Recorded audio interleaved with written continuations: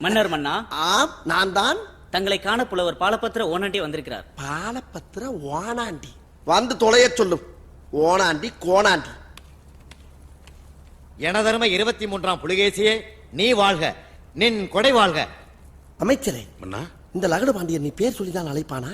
புலவர்களுக்கே உள்ள ஆணவம் மன்னா. ஆ? ஆம். ஆ.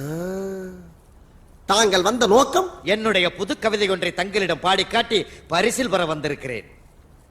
பரிசு பாடும், பாடி தொலையும். மன்னா, மாமன்னா, நீ ஒரு மாமா மன்னா. பூமாரி தேன்மாரி, நான் பொழியும், நீ ஒரு முள்ளமாரி. அரசியலில் நீ தெள்ளியதோர் முடிச்சவிக்கி.